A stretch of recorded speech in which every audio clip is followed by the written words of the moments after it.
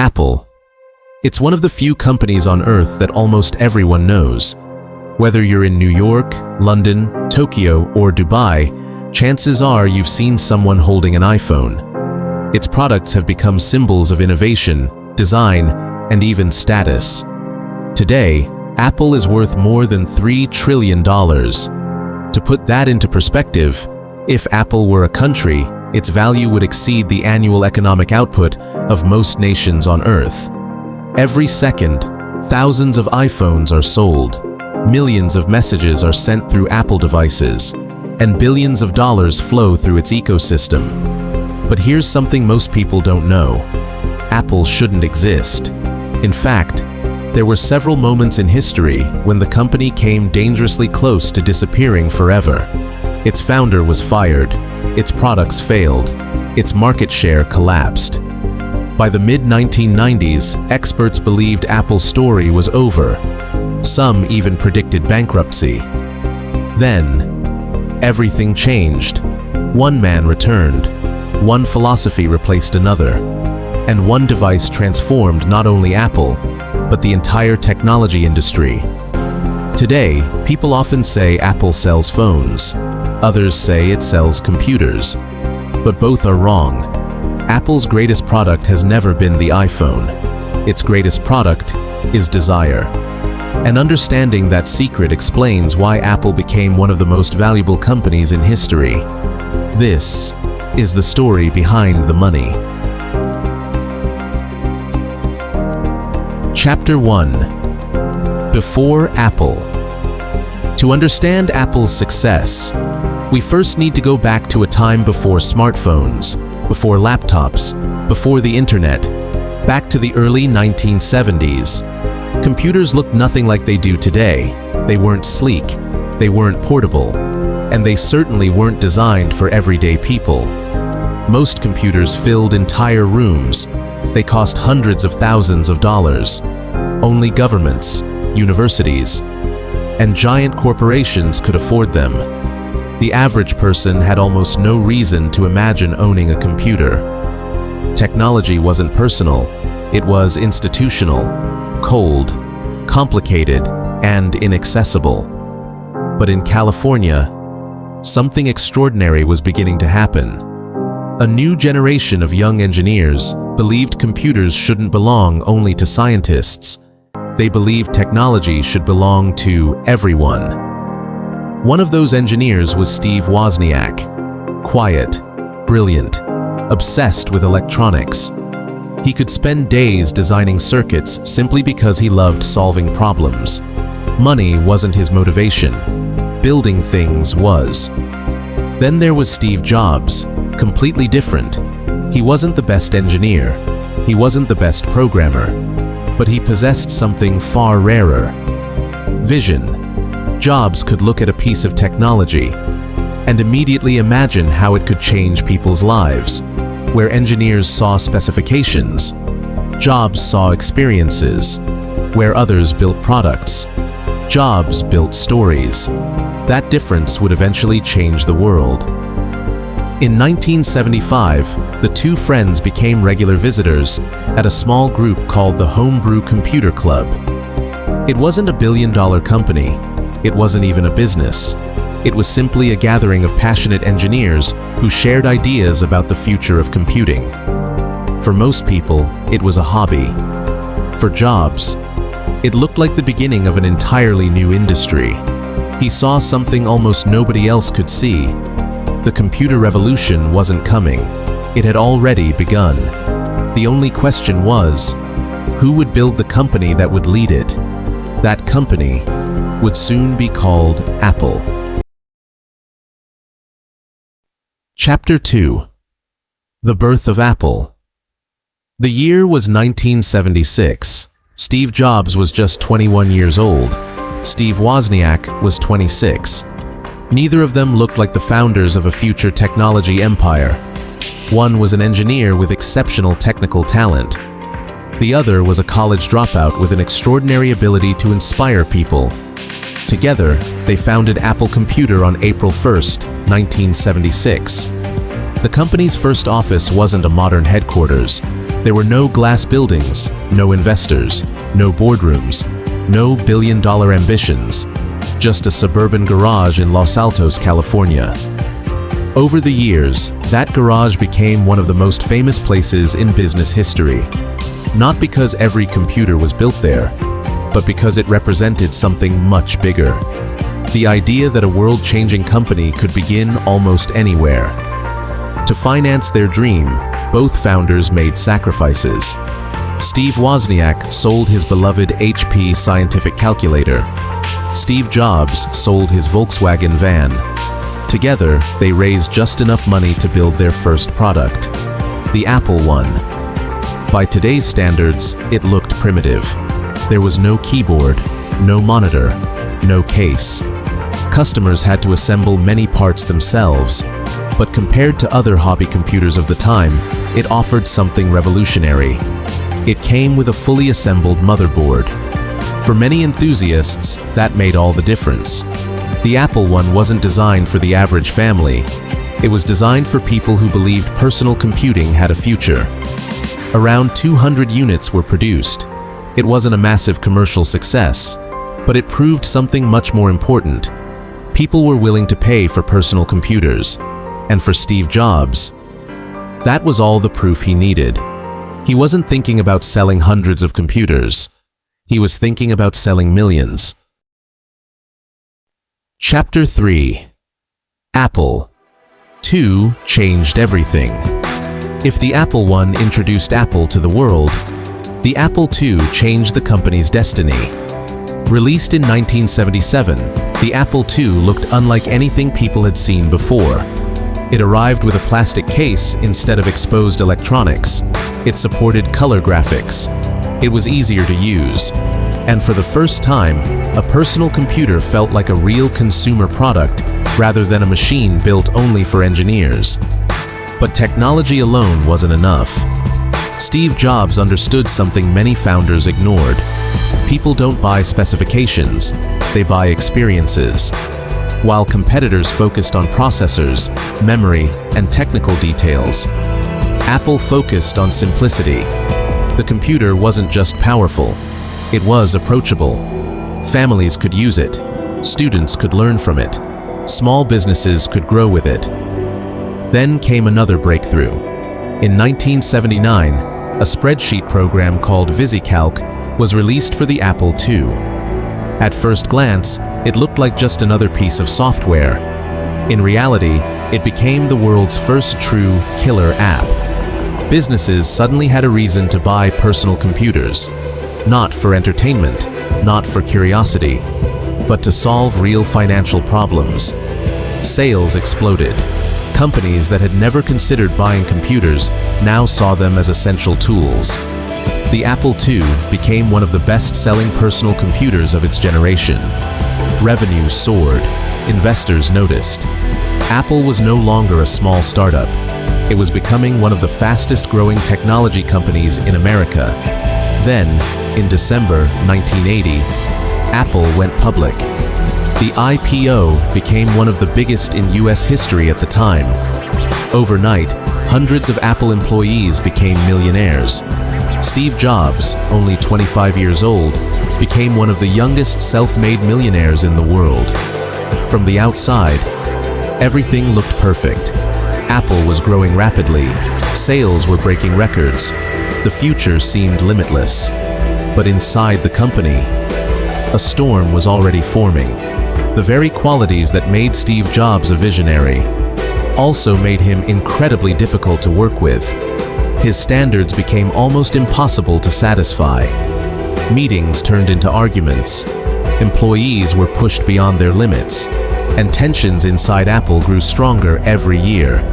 No one knew it yet, but the company's biggest challenge wouldn't come from IBM or Microsoft. It would come from within. Chapter 4. The Macintosh Revolution. By the early 1980s, Apple was no longer a startup. It was one of the fastest-growing technology companies in America. But Steve Jobs wasn't satisfied. Selling computers wasn't enough. He wanted to reinvent the computer itself. Then, During a visit to Xerox PARC, Jobs saw something that completely changed his vision. Researchers had developed a computer that looked nothing like anything on the market. Instead of typing commands into a black screen, users could interact with windows, icons, and a small handheld device called a mouse. Most people at Xerox saw it as an interesting experiment. Steve Jobs saw the future. He immediately understood that one day, every personal computer would work this way. Apple began developing a new machine unlike anything it had ever built, the Macintosh. Jobs became obsessed. Every detail mattered. The design, the packaging, the startup sound, even the fonts. He believed technology wasn't just about performance, it was about emotion. People shouldn't simply use a computer, they should enjoy using it. That philosophy became part of Apple's DNA. When the Macintosh was introduced in January 1984, the launch became one of the most iconic moments in technology history.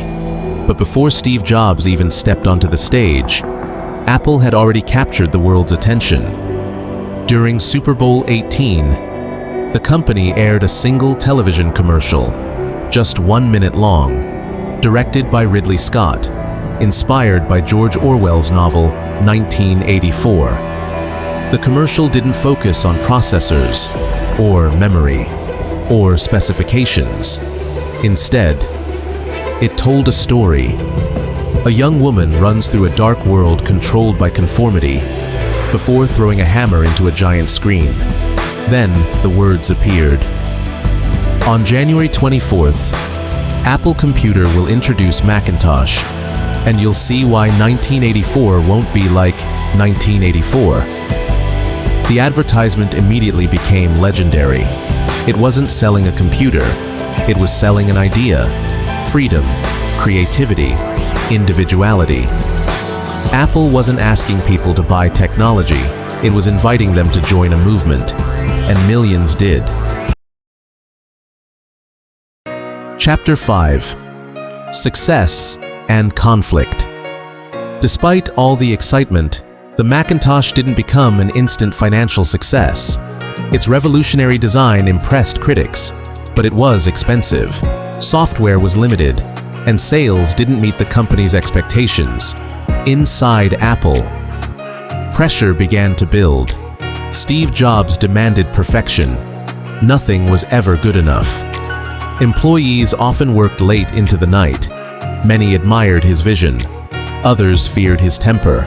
Some meetings ended with applause. Others ended with people in tears. Jobs believed great products required impossible standards. His management style inspired some people, but pushed others away. As Apple's challenges grew, the company's board became increasingly concerned. They had hired experienced executive John Sculley to help manage Apple's rapid growth.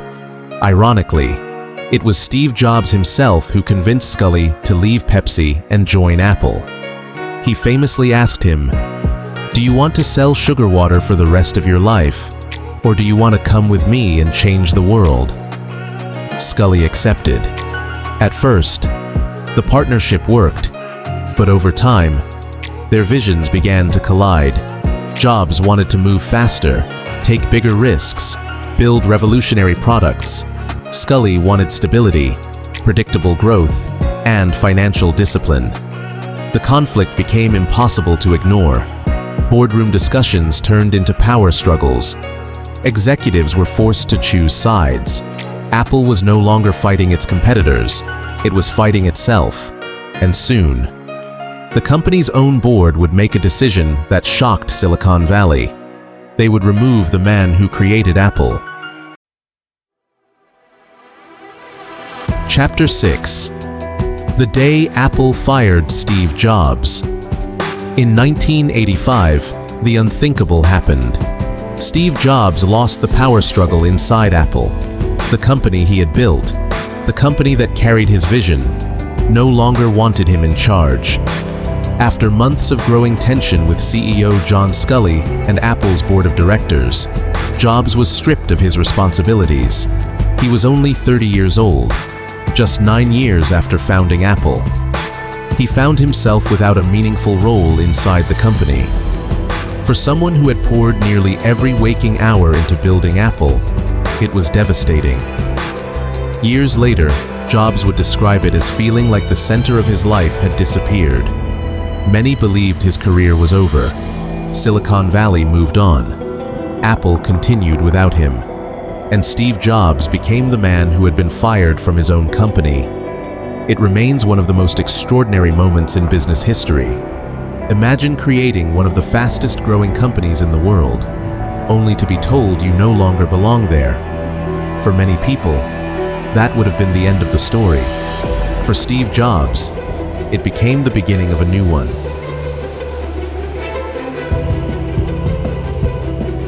Chapter 7. Starting again. Most people would have disappeared after a failure like that. Steve Jobs did the opposite. Within months, he started a new company. He called it Next.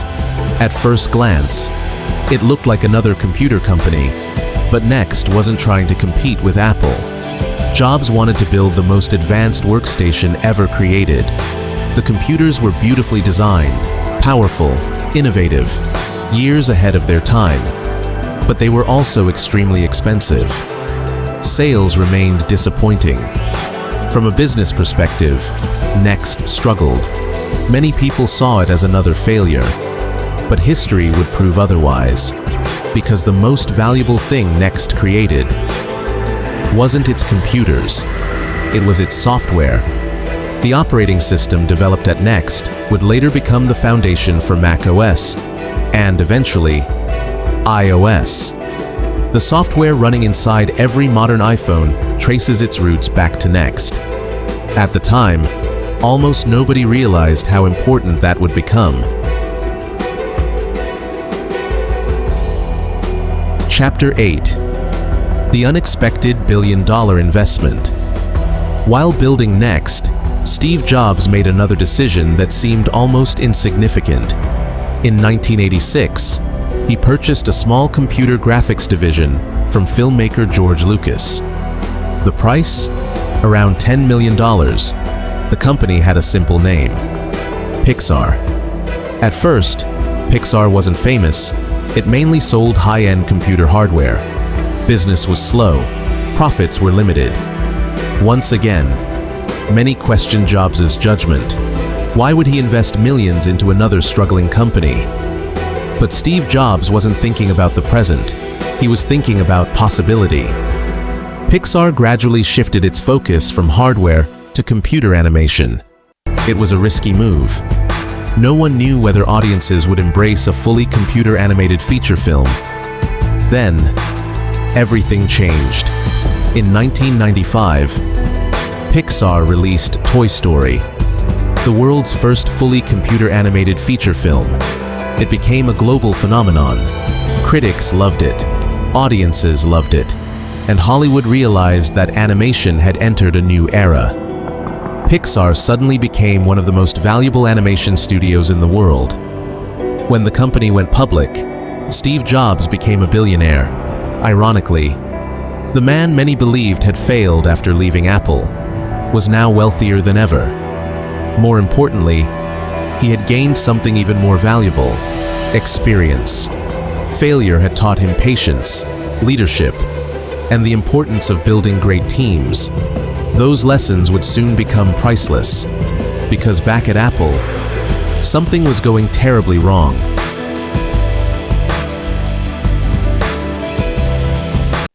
Chapter 9. Apple was dying. By the mid-1990s, Apple was in serious trouble. The company that had once revolutionized personal computing had completely lost its direction. Its product lineup had become confusing. Dozens of computers, many with nearly identical features, competed against one another. Customers didn't know which Mac to buy. Developers were losing interest.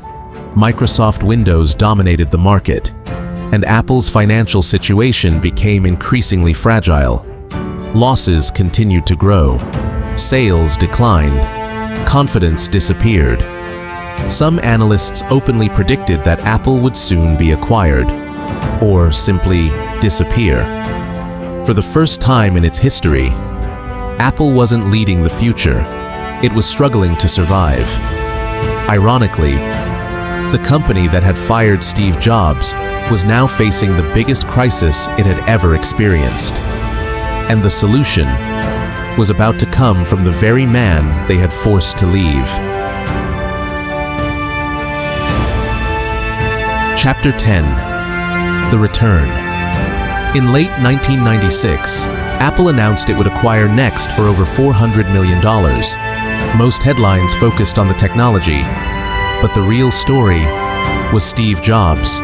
After more than a decade away, he was coming home.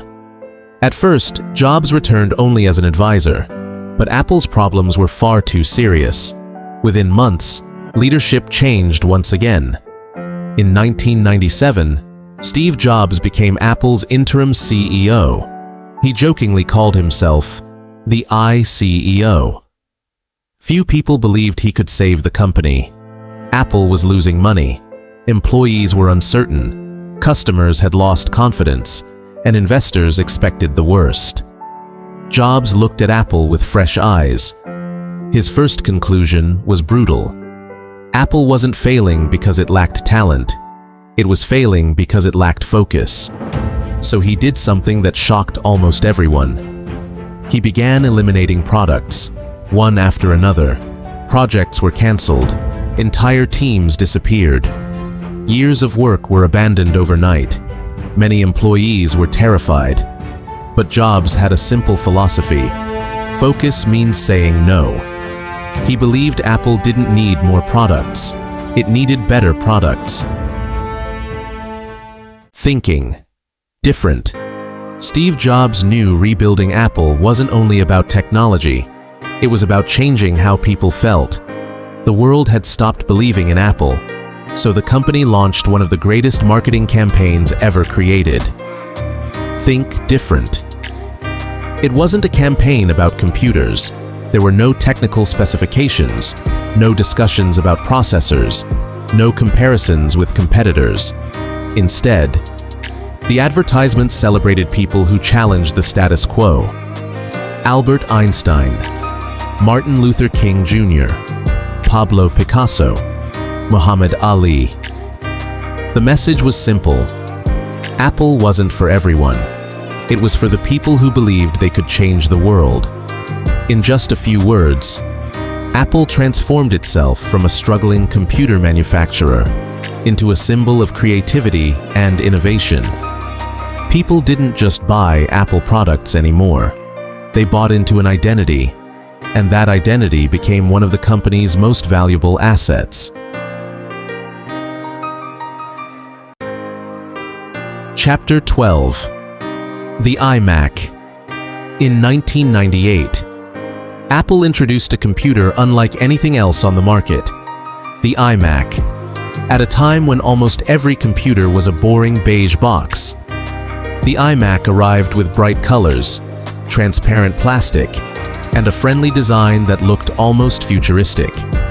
Some critics laughed. Others thought it looked like a toy. Customers disagreed. The iMac became a massive success. Millions were sold. For the first time in years, Apple was profitable again. Confidence returned. Developers came back. Customers came back. Investors came back. Steve Jobs had done something almost impossible. He made people excited about computers again. But even the iMac was only the beginning. Because a few years later, Apple would launch a device that had nothing to do with computers. A device that would transform the music industry forever, and quietly begin building the ecosystem that would eventually make Apple one of the richest companies in history. Chapter 13: The iPod changed more than music. When Apple introduced the iPod in 2001, many people were confused. Why would a computer company start making music players? At first glance, it didn't make much sense. The market already had MP3 players. Competition was everywhere. But Steve Jobs wasn't trying to build another music player. He was solving a much bigger problem. Buying digital music was complicated. Managing thousands of songs was frustrating. Most devices offered a poor user experience. Apple decided to simplify everything. The iPod wasn't just a device, it became part of an entire system. Then came iTunes. For the first time, people could legally buy music online, organize their libraries, and sync everything with a single click. Apple wasn't simply selling hardware anymore, it was building an ecosystem. Every new product made the next product more valuable. Customers didn't just own an iPod, they entered Apple's world. And once they entered, leaving became increasingly difficult. Without realizing it, Apple had discovered one of the most powerful business strategies in modern history.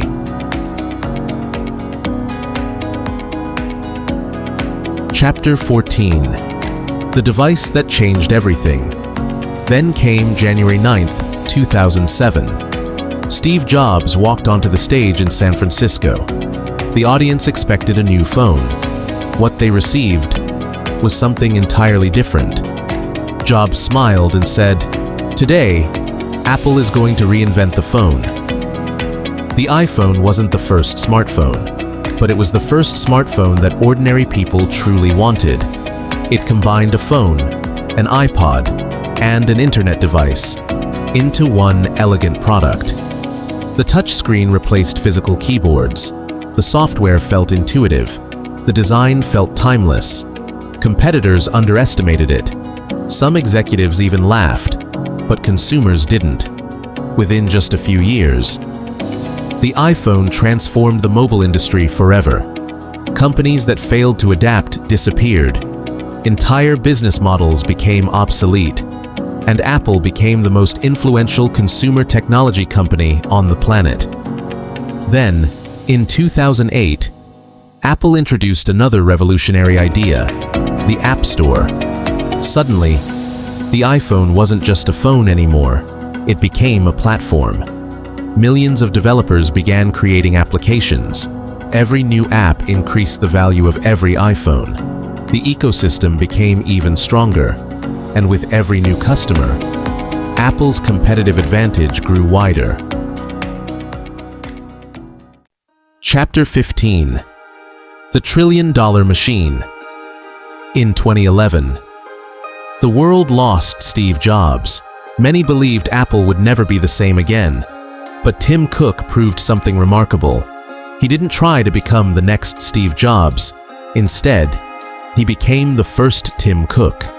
Under his leadership, Apple refined its supply chain, expanded its services, strengthened its ecosystem, and continued launching products like the Apple Watch, AirPods, Apple Silicon Macs, and subscription services that generated billions of dollars every year.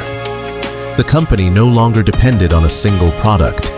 Its ecosystem had become one of the strongest economic moats in business history. Today, more than 2 billion active Apple devices are used around the world. Every new customer strengthens the network. Every new service increases recurring revenue. Every product encourages customers to stay inside Apple's ecosystem. That is why Apple has become one of the most profitable companies ever created. Chapter 16. Apple's greatest product.